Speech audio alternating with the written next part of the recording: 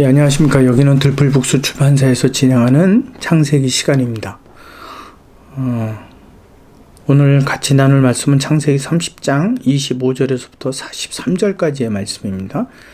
야곱이 이제 외삼촌 라반의 양을 관리하는 그 내용인데, 잠시 화면을 멈추시고 그 성경 본문을 읽고 그 내용을 이해하고 같이 말씀을 보기를 원합니다. 자, 지난 시간에는 야곱에게 사랑을 갈망한 아내 레아의 믿음을 나누었습니다. 처음에는 그 레아가 동생보다 아름답지 못해서 야곱의 사랑을 받지 못했었습니다. 그래서 그는 아들을 낳으면 사랑을 받겠거니, 나의 어떤 권리, 언니로서 그 권리를 찾겠거니 생각을 했었습니다. 근데 첫째, 둘째, 셋째를 낳아도 안 됐죠. 그래서 나중에 넷째를 가졌을 때 깨닫습니다. 내가 왜 야곱의 사랑을 갈구하는가? 나는 여호와를 오히려 찬송할 것이다. 그래서 유다를 낳은 부분, 좀 단계가 지나면 그 유다에 관해서 특별히 좀 나누어 볼 필요가 있다라고 생각합니다. 또 나눌 겁니다. 결국 11명의 자녀들을 야곱이 얻게 되었습니다. 근데 그에게 문제가 생겼습니다. 아내와 자녀들은 있는데 그는 자산을 갖고 있지 못했습니다. 그래서 외삼촌 라반에게 내 고향 나의 땅으로 나를 가게 하소서. 그랬더니 지금 라반은 자기 가족 2딸, 또 자기의 손자 손녀들까지 이 야곱에게 다 주고 간단 말이죠. 그래서 라반이 생각할 때 안 될 것 같다. 그래서 좀 남아 있어라. 대신에 이제부터 네가 일을 한다면 내가 거기에 대한 삭스를 주겠다라고 약속을 합니다. 조건과, 그때 야곱이 조건을 딱 걸죠. 조건이 뭐예요? 아롱진 것. 그 양과 염소떼 중에 아롱진 것. 점이 있는 것. 또 검은 색깔이 나는 것. 그것은 전부 자기 걸로 하겠다. 하얗고 그 점이 없고 깨끗한 것은 다 라반 외삼촌의 것입니다.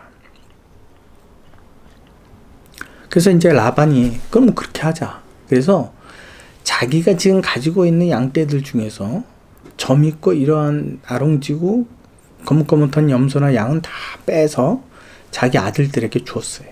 맡기고 하얀 색깔의 염소와 양만 야곱에게 준 거예요. 속셈이 뭘까요? 지금 대략 보니까 이 흰색깔 속에서는 흰색깔밖에 안 나온다라는 거죠. 그러니까 너에게 돌아갈 몫이 별로 안 된다. 아니, 어떻게 조건을 걸어도 그런 조건을 그냥 한 달에 양, 염소 합쳐갖고 다섯 해서 10마리씩 달라 그러든지, 너 참 어리석구나. 이렇게 생각해서 얼른 결정을 내린 것 같아요. 그러면서, 야, 이거 같이 섞이면 안 되겠다. 멀찍이 떨어져 있어라. 그랬고, 라반의 장막으로부터 한 3일 거리를 띄워놓습니다. 3일이면 굉장히 먼 거리죠. 이때 야곱이, 이제부터 내 세상이 왔다. 생각을 하고, 쉽게 말하면 생각을 좀 얕게 굴리는 겁니다. 버드나무, 살구나무, 신풍나무. 그러다 중간중간에 껍질을 벗겨요. 껍질을 벗기고 나니까 그 속에 하얀 색깔 부분이 나오죠. 그렇게 되면 이 나무가 어떻게 돼요? 얼룩덜룩해지는 거죠.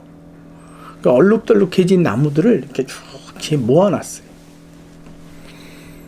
그래서 라반의 흰 양들이 물을 마시러 올 때에 아주 튼실하고 건강한 양들이 오면 그걸 보여주는 거, 또 좀 비실비실하고 어린 양이면 감추고 안 보여주고 이러는 거예요. 그래서 그 문양을 보고 새끼를 가진 양은 얼룩덜룩하고 검은 점이 있고 검정 색깔의 양과 염소 새끼를 낳을 것이다 라는 확신을 가지고 그렇게 한 거겠죠. 그 확신이 없었으면 그걸 했겠습니까? 그래서 창세기 30장 39절에 보면 이렇게 기록합니다. 가지 앞에서 새끼를 뱀으로 얼룩한 것과 점이 있고 아롱진 것을 낳은지라 그랬어요. 전 이게 이해가 안 갔어요. 그래서 제 친구한테 물어봤어요. 야, 이게 접붙임과 이 사건이 이게 진짜 가능한 거냐 그랬더니 손사래를 치면서 나한테 자꾸 그런 거 묻지 마. 굉장히 답하기 어려운 건데 이거는 없어 그래요. 이건 유전인자의 어떠한 법칙도 아니고 거뭇거뭇 얼룩덜룩한 나뭇가지를 보고 새끼를 갖는다고 얼룩덜룩한 새끼를 낳는다. 이건 전혀 이 과학적이지도 않고 상식적이지도 않은 거죠. 전혀 어디로부터 나온 건지 모르겠어요. 그냥 야곱이 자기 안에 어떠한 자기 신념으로 만들어낸 거예요. 참으로 이와 같은 아우지고 이 야곱이 조건으로 세운 양들을 낳을 수 없는 상황이에요.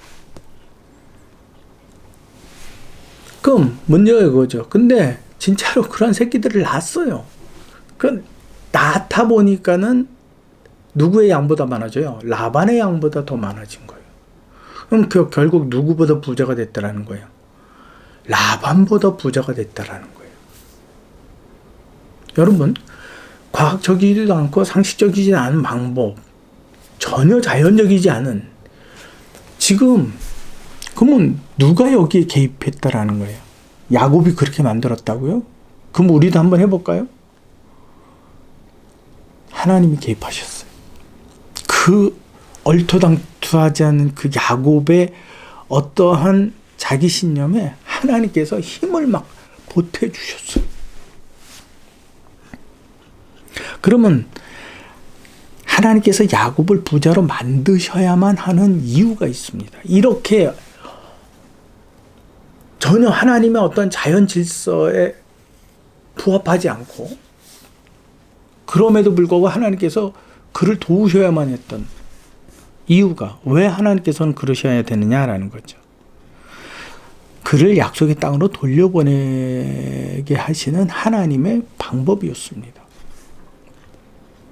그냥 가라고 하면 안 가겠죠. 자녀는 많은데 어떻게 해요? 가진 게 없으니까 그 하란으로부터 가나안까지 오다가 그 많은 가족이 먹을 것도 없다면 그들은 어떻게 될까요? 죽을 수밖에 없겠죠. 중간에서. 또 가나안에 가서는 더 살 길이 막막해지는 거예요. 그러니까 하나님이 인생 가라 그래도 야곱으로서 그가 충실한 믿음의 사람이 이미 되어 있는 상황이라면 갔었을 거예요. 근데 아직은 그게 아니거든요. 그래서 하나님께서 조금의 센스는 주셨을 거예요. 감각을. 이제는 가야 될 때가 되지 않았는가. 근데 야곱은 갈 생각이 없었어요. 사실은 말은 그렇게 하지만. 그래서 내가 좀 삭 좀 주십시오라고 라반에게 이야기한 거죠. 그래서 하나님께서 가나안 땅으로 보내야 되는데 그냥 가게 할 수는 없다. 그리고 그 가나안 땅이 어떤 땅이야? 자신의 형의 장자권을 자기가 훔쳤다라고 생각했고 또 빼앗겼다라고 생각해서 죽이려는 그 애서가 있는 곳이에요. 그러니까 충족된 조건이 아니면, 만족된 조건이 아니면 돌아가질 않을 거란 말이죠. 그래서 하나님께서 야곱을 어떻게 하신 거예요? 채워주시는 거예요. 그래서 부자로 만드셨어요. 야곱의 믿음이 지금 믿습니다 했더니 그렇게 된 게 아니었어요. 저도 어리석게 그렇게 알고 있었어요. 그렇게 알고 믿고 그렇게 가르쳤었어요. 굉장히 부끄럽습니다. 근데 그게 아니었다라는 거죠. 믿음 때문에 부유한 게 아니. 이삭도 제가 말씀드렸죠. 이삭이 100배나 얻게 된 것, 갑자기 거부를 만들어내신 이유도 그 이삭의 믿음이 출중했기 때문에, 완전했기 때문이 아닙니다. 하나님께서 야곱을 인도하시는 믿음의 땅으로, 또 온전한 믿음의 상태로 인도하시는 그분의 방법입니다. 아브라함이 애굽에서 부자가 되어서 가나안에 왔을 때 비로소 친척 롯과 분리가 되게 됩니다. 왜요? 친척 롯의 양이 있고 아브라함의 양이 있는데 이 같이 몰려다니다 보니까 초지와 물이 훨씬 더 많이 필요하게 된 거예요. 그래서 이제 우리는 각각 분리돼야 될 때도 분리가 돼요. 애굽에 내려갔더니 자기 부인이 사례가 너무 예뻐요. 그래서 사례를 누이라고 하고 애굽 왕에게 보내놓고 자기는 거기에 대한 지참금을 받았어요. 그래서 갑자기 부자가 된 거예요. 흉년 들었던 가나안 땅에서 애굽으로 갈 때보다 다시 되돌아올 때가 양떼가 훨씬 더 많았다는 얘기예요. 그래서 어쩔 수 없이 롯과 분리가 됩니다. 하나님께서 왜 애굽에서 아브라함을 부유하게 하셨어요? 롯과 분리하도록. 왜 이삭이 블레셋 사람의 땅에서 농사를 지었는데 그만 100배가 얻게 하셨어요? 그래서 거부가 되게 하셨어요? 시기를 받아서 어떻게 하라고요? 약속의 땅 가나안으로 올라오라고. 그래서 팠던 우물도 다 빼앗기고 결국은 브에세바까지 올라오잖아요. 그렇게 되게 된다면 오늘 야곱의 축복도 마찬가지입니다. 하나님께서 그를 축복하신 이유는 그의 어떠한 온전함이 아니라 너무 연약함 때문에, 믿음에 대한 연약함 때문에 그를 하나님께서 인도하시는 겁니다.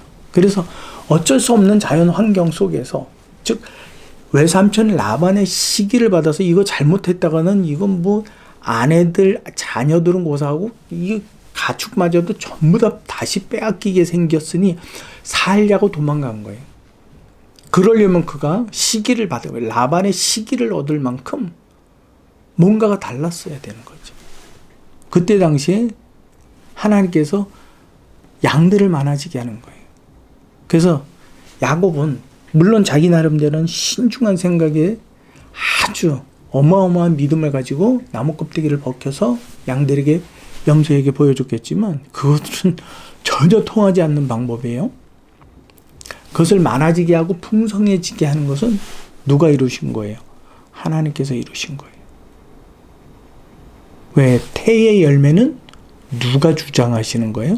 하나님.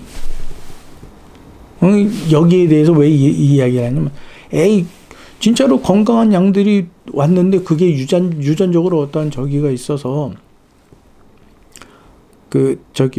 점이 있는 것, 나룽진 것, 뭐 이런 나올 수 있잖아요. 그래서 야곱거는 많아질 수도 있잖아요.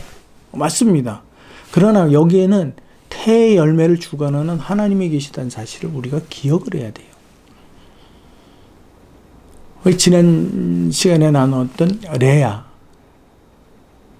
라헬의 언니 레아의 태를 여시고 라헬은 태를 닫으신 한나도 마찬가지였어요. 이런 부분을 여러분들이 생각하고 성경을 보셔야만 합니다. 우리는 하나님을 잘못할 때가 참 많습니다. 그래서 성경을 바르게 알아야 합니다. 아브라함이 거부가 됐대. 믿음이 좋아서. 이삭이 거부가 됐대. 믿음이 좋아서. 어떻게 믿음이 좋대? 봉사를 많이 했대. 어떻게 믿음이 좋대? 헌물을 많이 드렸대. 약속 헌금을 많이 드렸대. 교회를 세웠대. 그래서 하나님이 축복해 주셨대. 그 사람을. 여러분, 솔로몬이 지은 성전만큼 어마어마한 가치로 성전을 지은 사람이 있나요? 없습니다. 근데 솔로몬이 지은 성전의 그 수많은 모든 재력과 그 배경에는 다윗이 행한 거예요. 그럼에도 불구하고 하나님께서는 그걸 버려버리시는 거예요. 우리는 하나님을 잘못할 때가 있어요. 믿음 때문에 그들이 아니라. 하나님이 다른 사람에게는, 그들에게는 양떼와 또 염소떼일 수 있어요. 그것으로 또 농사한 것이 100배나 많게 하는 다른 방법이지만 하나님께서 인도하시는, 믿음에 성숙해 하시는 그분만의 방법입니다. 문제는 지금 야곱을 보게 되면 그 레아의 믿음과, 그래서 유다를 태중에 갖고 여호와를 찬송했던 그 레아의 믿음에도 견주어 볼 수 없는, 그만큼 처절한 믿음에 연약한 사람으로 보일 수 있어요. 근데 더 큰 문제가 있어요. 그 손을 놓지 아니하시는 하나님. 그래서 그로 하여금 약속의 땅으로 돌아오게 하시고 그 약속을 요구하시고 살아계신 하나님을 경험하게 하면서 그 야곱의 연약한 믿음을, 허상의 믿음을 체험의 믿음으로 채워가고 계신 하나님이 계시단 말이에요. 우리는 그걸 봐야 돼요. 야곱이 하나님의 손을 붙든 게 아니라 하나님께서 그의 손을 붙들고 계신 거예요. 그래서 야곱처럼 믿음에 연약한 오늘날 나의 믿음도 하나님께서 붙드셔서 아주 위태하고 조마조마한 데 가게 하시는 거예요. 아주 아기들을 키울 때 정말 힘들죠. 걸음만 몇 걸음 걷고 나면 직간에는 뭔가 한 것처럼 그냥 막 껑충껑충 뛰면서 걷겠다고 땡깡 쓰고 또 걷다 보면 어떻게 돼요? 이게 다 발과 발이 또 걸려갖고 자빠지려고 그러지. 자빠지려고 그러면 누가 또 번쩍 잡아요. 부모가 잡아서 그러면 또 자기가 잘 걸어서 그런 줄 알고. 이 말씀을 하나님께서 야곱을 놓지 아니하시고 그를 인도하시는 부분, 이 말씀과 견주어서 우리가 봐야 될 말씀이 있어요. 예수님의 말씀입니다. 누가복음 22장 31절 32절. 시몬아 시몬아, 베드로를 향해서 말씀하신 것이죠. 시몬아 시몬아, 보라, 사단이 너를 밀가부르듯 하려고 요구하였다. 그러나 내가 너를 위하여 내 믿음이 떨어지지 않기를 기도하였노니 너는 돌이킨 후에 내 형제를 굳게 하라. 지금 시몬의 믿음, 예수님을 3년 동안 따라다녔고 또 예수님과 함께 죽겠다고 아주 큰 소리 뻥뻥 쳤던, 그러나 너무 연약한 믿음의 사람 시몬 베드로, 그가 예수님 앞에 큰 소리 떵떵 쳤을 때 예수님께서 말씀하신 겁니다. 사단이 너를 지목하여서 나로부터 그 생명을 달라고, 사단 내가 처리하겠다 했을 때 예수님께서 시몬의 믿음을 붙들고 계셨다고, 시몬의 믿음에 포기하지 않으셨다. 그 말씀이에요. 네가 이것을 나중에 믿음의 장성한 자가 되고는 깨닫게 되지 않겠니? 그때 너를 비겨서 다른 믿음에 연약한 자들을 굳건히 세워주도록 해라. 예수님의 당부며 명령이십니다. 그러므로 인해서 야곱의 연약한 믿음에서 하나님께서 그를 놓지 아니하시는 이 야곱의 경험들이 누구에게? 자손들에게. 그래서 그 자손들 속에 믿음의 끈이 계속해서 어떻게 되는 거예요? 이어져 가고 있는 거예요. 베드로에게 하신 말씀, 네가 돌이킨 후에 내 연약한 형제들의 믿음들을 네가 돌아볼지어다. 야곱에게 그 말씀, 시몬 베드로에게 그 말씀, 오늘 내게 그 말씀, 그 하나님을 여러분들이 꼭 기억하고 만나시기를 진심으로 소망합니다. 수고하셨습니다. 다음 시간에도 이 말씀들을 가지고 우리 같이 생각해 보도록 하겠습니다. 수고하셨습니다. 여기는 들풀북수 출판사입니다.